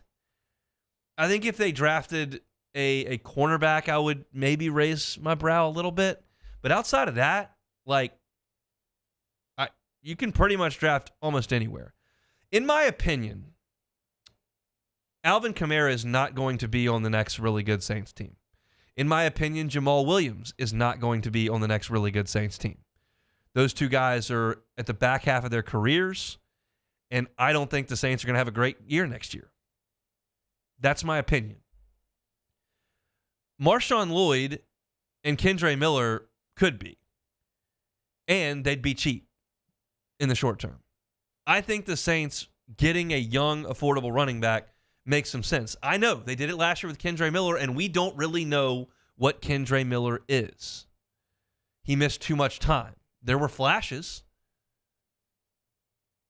We know what he was at TCU. Heavy usage on the ground in his last year. Not as much through the air, and they actually threw him the football a little bit this year when he was healthy. But I think turning the page makes some sense at running back. Look, I didn't think that bringing in Jamal Williams was a bad deal last year. Kamara was up in the air legally. Williams had been really productive in Detroit, leading the NFL in rushing touchdowns, and you were still trying to push forward to win the division. And I think that's a deal that made some sense in that way. If you draft Marshawn Lloyd, I'm not really sure you're going to use him a ton. You could. He could go out there and camp and win the job. But he may be a guy that you're looking for some production from in 2025, 2026, 2027. And I think that's the timeline the next time the Saints are going to be good.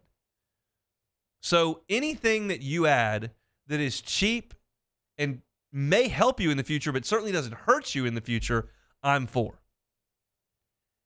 And I think grabbing a running back like this, or if it's Dylan Labe, who I can't even pretend to know a lot about. He played at New Hampshire. But you can find running backs just about anywhere. I mean, the most famous instance of that for the Saints is obviously Pierre Thomas. You can do it a couple of ways. You can do it the Pierre Thomas way. You can get an undrafted player, sign them, and they can be really, really good. Or you can do it the Mark Ingram, Deuce McAllister way and draft them way early in the draft. I don't want the Saints to do that in this situation. But and then there's the third way, which is take Kamara in the third round and see how it goes. Turns out, spoiler, it went really well. But obviously that's not a spot at the 14th, 15th pick in the draft that you're going to take a running back if you're the Saints. But you got all these fifth rounders. I'm good taking a young, cheap running back. That, to me, does make sense. We've spent all this time talking about Olu Fashanu, talking about Brock Bowers, talking about Brian Thomas, talking about Dallas Turner. All our focus, because it's more fun, is to talk about the first round pick. And in Saints years past, the first round pick has meant so much because maybe that's the missing piece to get you over the top. That's why you go get Olave. That's why you feel like Marshawn Lattimore is the dude.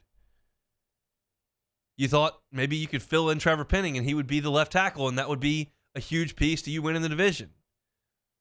And that's why the Saints are trading assets to move up and get that one guy. Fact of the matter is, in these next two drafts, at least, the ones that are the most important might be the 4th, 5th, 6th round picks. You've got to find some people to help your football team late in the draft. And we'll show up here after we go do our draft party on that Thursday night, and we'll come back Friday and we'll talk bluntly and probably excitedly about the first selection the Saints make. But know that that's one guy. You've got a bunch of holes. What the Saints are able to do in uncovering assets for your team late in the draft is just going to be monumental. You can miss on a couple of 6-rounders with Breeze at quarterback. You can't do that now. And while it's really fun to talk about Fashanu, and it's really fun to talk about Rock Bowers, and that's what we've done most of the time over the last 3 weeks, the real story is going to be told by what they do late. I'm interested by them bringing in a defensive tackle from Northern Iowa. You've invested a lot in that position in the last offseason with 2 free agents and a first-round pick. Do you need to add to that? Marshawn Nealand, defensive end, can he rush the passer? If you're not going to address that right up at the top because you're taking an offensive tackle, and maybe you're taking an offensive tackle with your second pick in the draft, can you find an edge rusher that can help you, like you did with Trey Hendrickson, a little bit later in the draft? Maybe Marshawn Nealand is a guy like that. And then running back is just not something we've talked about at all. We have not mentioned running back at all on this show in the last 3 weeks because the Saints aren't taking a running back in the first round. But I wonder what they think about Kendre Miller at this point. And does it make sense to go get another running back late? I'd be okay with it. You're going to eventually turn the page from Alvin Kamara sooner than later. And Jamal Williams isn't going to be here a long time. Wasn't super productive last year. The only Jamal Williams headline from last football season was the late touchdown he scored against the Falcons that caused an absolute grease fire with Jameis and Dennis Allen and the whole Falcons brass and Arthur Smith. And that was the biggest headline we saw from the Saints running back acquisition was a controversial touchdown in kneeling time in the last game of the season. So we'll see. I think it's interesting. The Saints could look running back later on in the draft.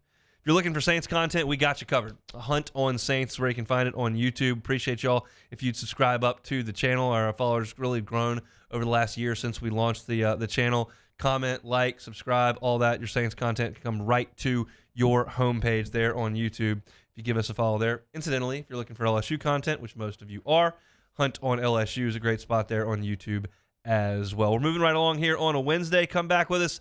SEC Baseball Power Rankings. Where are your Fighting Tigers of LSU? We'll find out coming up next. You are now listening to The Hunt Palmer Show. Audio, video, security solutions, AVSSLA.com. Nothing is more important than the safety of you and your family. Mitchell Fisher and his team at AVSS know that, and that's why they're happy to come over and put in your home security system. They can provide all your equipment, all the cameras, all the gadgets that you've got to have to make sure that your home is a safe one. I can monitor my home front and back 24 hours a day, 7 days a week, right from an app on my phone. I can set my alarm and disarm my alarm from my phone. I can play back video. I can get alerted when there's movement on my front or back porch. All that's such a convenience and gives you such peace of mind to know that your home is safe and secure. And folks at Audio Video Security Solutions helped me out with that. It's not a long process. They come over, they give you your options, how many windows you got, how many do you want monitored, how many cameras do you want, where do you want them, here's what we think. Okay, let's rock and roll. They had ours in less than 2 days. They can do that for you at Audio Video Security Solutions. Check them out online. It's avssla.com, or give Mr. Fisher a phone call. His number, he's the owner of the company, 225-439-7920. That's 225-439-7920. Audio Video Security Solutions at avssla.com. Our listeners fire off their opinions on the jimsfirearms.net hotline at 499-1045. Keep listening for your next chance to shoot us your thoughts with the jimsfirearms.net hotline on 1045 ESPN Baton Rouge.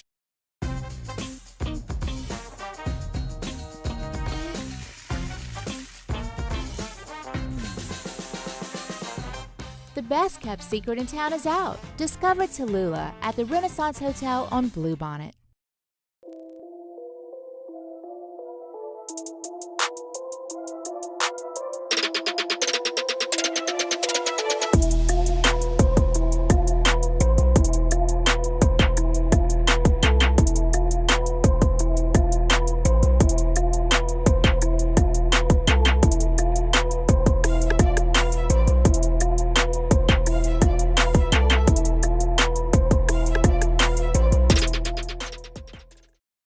Dylan Cruz here to tell you about Six Rings Baseball and Softball Camp. If you live on the North Shore and play ball, go to Six Rings Camps with former LSU assistant coach Dan Canaveri. His knowledge is second to none, and your child will improve and have fun doing it. Camps were held at Coquille Park and Six Rings Academy in Covington with 4 sessions over the summer. Full day and morning only sessions are available from ages 7 to 13. Go to sixringsbaseball.com or call 985-206-9096. Learn the game to love the game. Breck teamed up to reimagine your parks, and you imagined big. With your help, we went to work, creating 12 beautiful community parks across the parish. A family-sized water park, miles and miles of trails, and parks just for your dogs. There are more places to splash, to explore, to run wild, and even soar. You imagined, we delivered. Gold. Breck, your #1 park system in the nation. Electricity is all around us, and our families depend on it. Every day is sparked by the power of a cold drink or a warm meal, a movie night, and a comforting light at the end of a dark hallway. From sunrise to sunset, playtime to bedtime, our team is ready to take care of your electrical needs.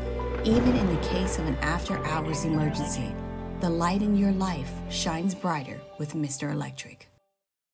Hey, it's Matt Moscona. For years, you've heard me tell you about Insurance Network of Louisiana, helping you find better coverage for less money. But it's not just for your home and auto. They also offer commercial property. So, retail stores, professional offices like doctors, dentists, attorneys, clothing boutiques. Insurance Network of Louisiana can find you better coverage for less money. They service the entire state of Louisiana, and they're local. So call today at 293-0450 or lainsurance.net.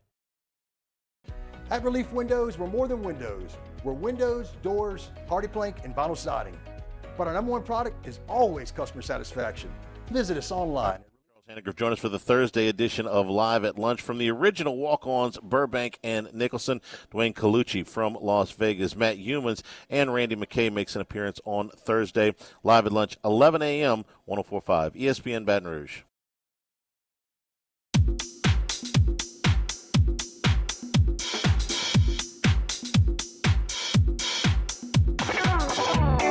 You're listening to The Hunt Palmer Show on 104.5 ESPN Baton Rouge. Some of the videos coming in from down in New Orleans, specifically in the Mid-City area, are concerning. Doesn't look like any houses are like completely flooded with like 6 feet of water, but there is a lot of water in the Mid-City area down there in New Orleans. Got people with boats out there, got cars stuck places. Somebody sent me a tweet that had a sewage and water board truck that had been stopped and some flooding, and there's a little bit of irony there. So if you're down in the Big Easy, I hope you're staying dry. I hope you're able to get where you need to go. Looks like the weather is behind us. I think they're going to catch some of that weather in Augusta tomorrow, which is not super awesome for the Masters, but I think the rest of the weekend, Friday, Saturday, Sunday, look very, very good for the playing of the Masters tournament over in Augusta. So maybe we'll catch up with Scott Ravelet tomorrow from Augusta and see what he can tell us about the weather over there. But for right now, it is 2:30. It is Wednesday. That means it's time for our SEC Baseball Power Rankings. Hunt's SEC Power Rankings. When you want the definitive, unquestioned pecking order of the SEC, who do you call? Hunt Palmer. Take it away, Hunt. All right. I will take it away, voice guy, with the Ninja Turtles theme music. We will start at the top, Jordan Kitchens. The Arkansas Razorbacks. Arkansas is number one. Turn that music down just a touch there, Jordan. Arkansas is number one. The offensive stats are not gaudy for this Razorbacks team. They're middle of the road in a lot of aspects of offense, but they always score like 6, 7, or 8 runs. They don't usually beat somebody 15-3, and they can win 1-0, which they did at Auburn. But they usually score 6, 7, or 8, and the pitching is so good that that's enough to get it done. And I was so impressed with their bullpen. I knew Hagen Smith was going to be really good when LSU played him. So impressed with their bullpen. McIntyre's really unlocked a new level to his game. He's been fantastic. So Arkansas is 28-3 and 11-1 in league play. Just doing some numbers. They could go, I mean, they've played 12 games. They've got 18 left. They can go 7-11 the rest of the way and host a regional. Like that's where Arkansas is at this point. They're very, very good. I've got Texas A&M at the number 2 Texas spot. A&M! There you go. They're 29-4, 8-4 in league play. They're third in on-base percentage, third in slugging, third in runs scored. The offense has been very, very consistent. And the pitching staff is second in the league in ERA. They're third in the league in strikeouts.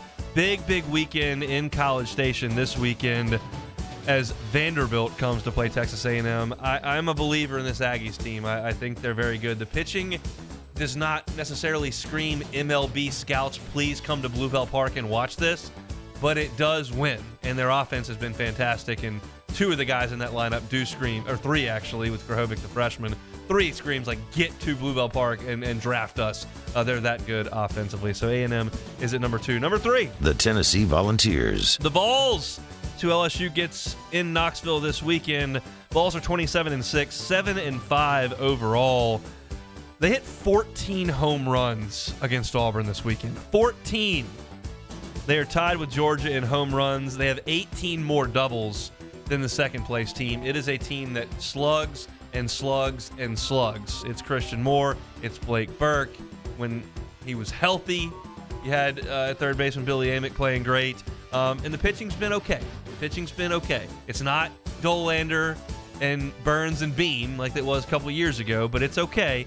And we'll talk more about that on Friday when LSU heads to Knoxville. But that offense is terrifying. I've got them at number 3. Number 4. The Kentucky Wildcats. Look, A&M's 8-4 in league play. Tennessee's 7-5, and Kentucky's 11-1. So I'm not going exactly by the record here because I just don't know how much I can trust Kentucky. I fight with it every week. They're 6th in the conference in batting average. They're 9th in slugging. They're 10th in drawing walks. They're 12th in home runs. It's just not a traditional way to play offense. It is working.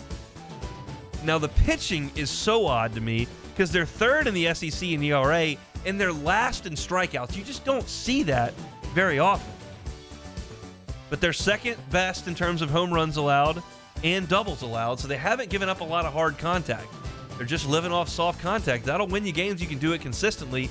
I usually prefer to miss bats. Kentucky's record is awesome. They're 11-1. I just don't know how much I trust them. I've got them at 4. Number 5. The Vanderbilt Commodores. They were here last week, 26-7, 8-4 in league play. We saw Cunningham. He's really good, although LSU hit him a little bit. We saw Carter Holton. He's fantastic. We saw Grayson Carter. We know Devin Futrell can pitch. Ethan McIlvain's really been good as a freshman in their bullpen.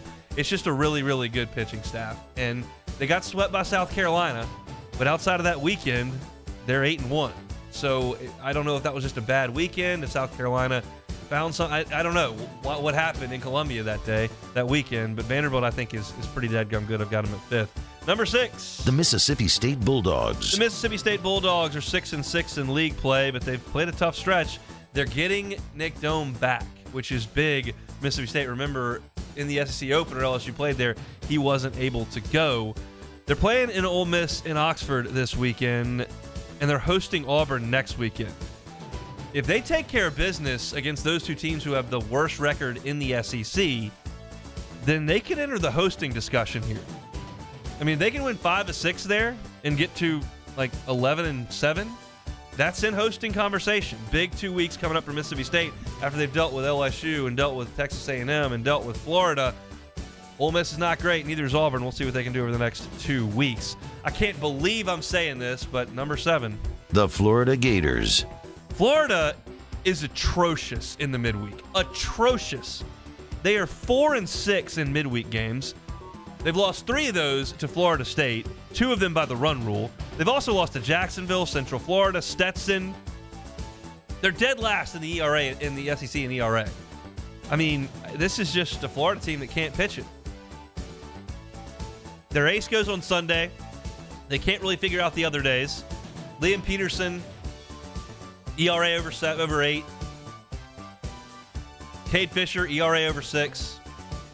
It's weird. They did beat Texas A&M. They came to LSU and won, but it's the Florida team that's not towards the top of the league right now. I've got them at number 7. Number 8.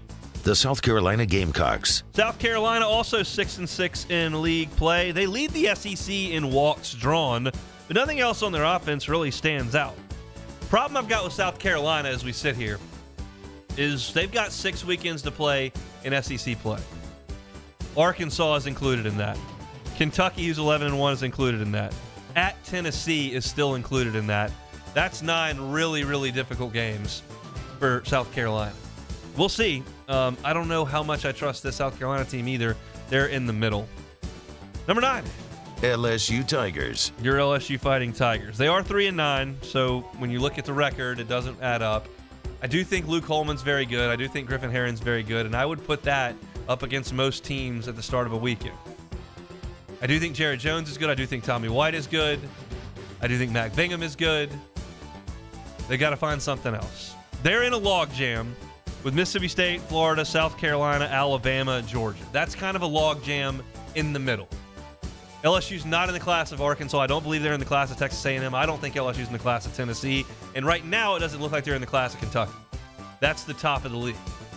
And I don't think they're in a class with Mizzou, Ole Miss, Auburn, Georgia, those teams either. I think they're in the middle, and I've got them towards the back of the middle. I've got them at number 9. Number 10. The Georgia Bulldogs. 2 huge weeks coming for Georgia. They're 5-7, but they're playing Missouri and Ole Miss in Athens the next 2 weeks.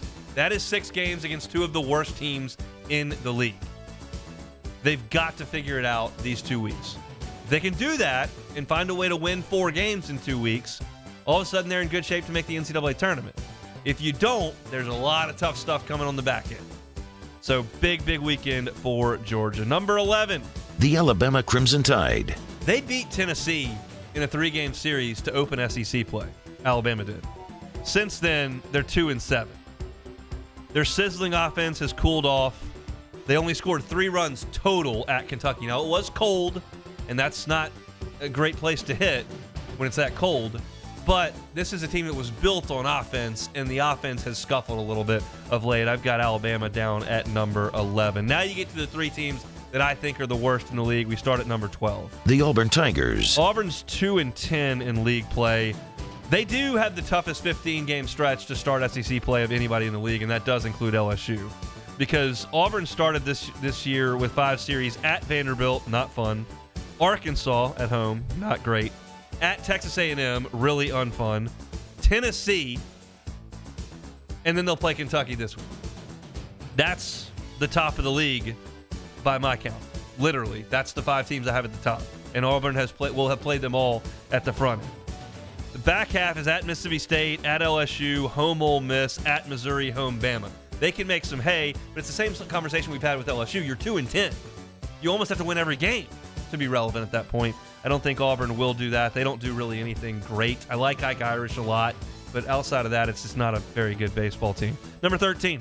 The Ole Miss Rebels. The Ole Miss Rebels are bad. Since they hoisted the trophy in Omaha, got on the plane and flew back to Oxford in SEC games, they are 9-39. 9-39 since winning a national championship. Still, they have some games that are winnable. They play Georgia. They play Alabama, they play Auburn, they play LSU. Like, there are some games they can win, But it could be too little too late. They're 3-9 like LSU. And I think LSU's more talented than Ole Miss. I don't know where the Rebels turn, but I was listening to an Ole Miss podcast earlier this week, and it's possible they could be moving on from Mike Bianco, and that seems unfathomable after a national championship 2 years ago. But 9-39 is 9-39. They are not good. And the rear view. The Missouri Tigers. Yes, I know that they swept Florida. I am perfectly aware that Missouri swept Florida. I still think they're the worst team in the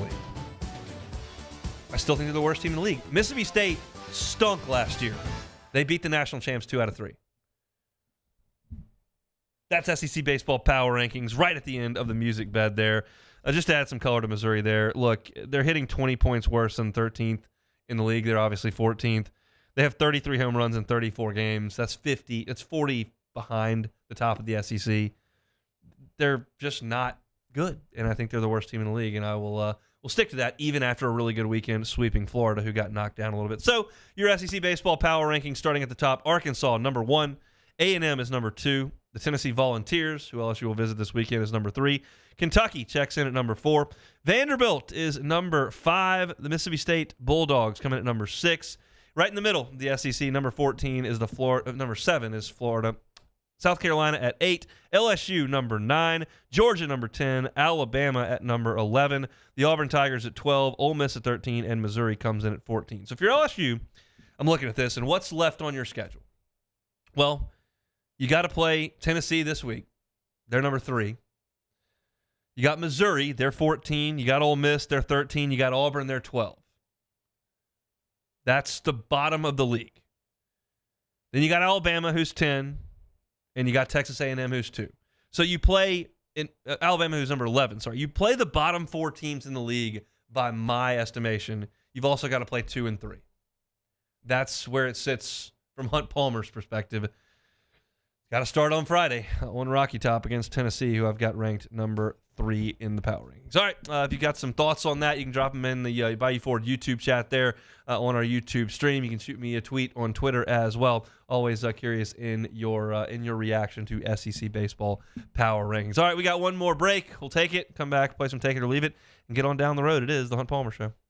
You are now listening to the Hunt Palmer Show. One Bath and Closets. OneBathAndClosets.com is the website. David Duvall and his team, 30 years of redesigning and remodeling bathrooms and closets. I tell you this a lot, but I think it's important, certainly important to David. Safety is such a big deal for those that are aging, loved ones, whether it's you. If you want to stay at the house, but you think the bathroom could be a hazardous place, One Bath and Closets can help with that. They can put in non-slip floors to help. They can put in handrails near toilet, shower, bathtub areas so that you got something to hold on to. They can do walk-in tubs, which are convenient and safer, easier to get out of. They can also do benches in the shower to help. They do this type of stuff all the time. So if you've got someone in your life that's aging, maybe have some issues in the bathroom, One Bath and Closets can help you customize a bathroom to their exact needs. Get the free consultation online. Discover their financing options, see pictures of the great work, testimonials. It's all there on the website. It's OneBathAndClosets.com. OneBathAndClosets.com. In times of need, get a full list of phone numbers, websites, and other important emergency information on the Demco Stormwatch page at 1045ESPN.com. He's here. Anyone want a Coors Light? Oh, shoot, I forgot to play the song. I got a guy who can fix this. There it is, the extra mile, on the border of expected and extraordinary for those willing to go further, like vans customized for work or play, with safety and tech to keep you connected. Supported by a 5-star sales, service, and finance team, and backed by the 1-star you know. So go the extra mile. It's never crowded, because so few have what it takes to go there. Mercedes-Benz Vans.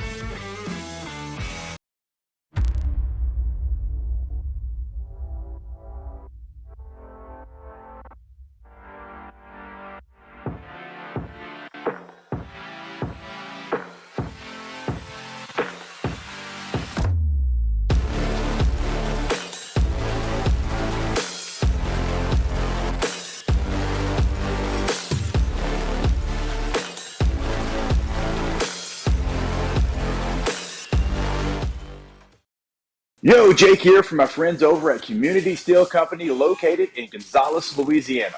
The local place you can turn to for all of your metal building needs. Notice I said local, not Houston, not Dallas, not Atlanta, but right here in Gonzales. Visit them at their brand new state-of-the-art website at communitysteelco.com or pick up the phone and give them a call today to answer all of your questions on your metal buildings, roofing and sheet metal, and any other steel needs you or your business need at 225-647-2020. Power up your next project with John Deere Deals by Sunshine. Whether you're working hard or playing hard, our knowledgeable team will help you find the right product for you. Ask us about our amazing tractor package promotions.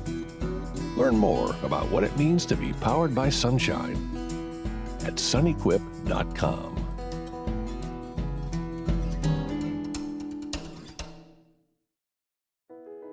I've been doing business with Luba for 25 years.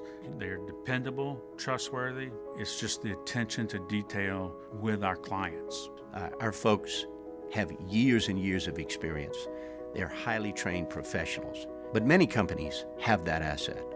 What I'd like to think makes Luba a bit different is that we use those talents in a way that truly is dedicated to serving the needs of the folks who depend on us. Gulf Coast Bank and Trust is giving our customers the power to bank anywhere, anytime during this challenging event. And we're right there with you. Our mobile banking app is a... Join me for a Thursday edition of the Hunt Palmer Show presented by Rouse's. Joe Healy talking SEC baseball and Chris Blair on the Fighting Tigers. Hunt Palmer Show 1 to 3 weekdays, 104.5 ESPN, Baton Rouge.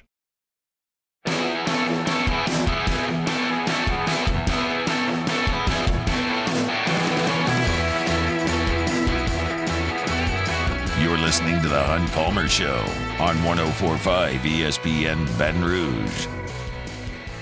The internet's an insane place. I was just reading my Twitter feed, and I told you earlier today, if you were listening to the entire show, which most of you have not, but for a refresher, there was some FlightAware watching going on with a flight from Waco to Lexington.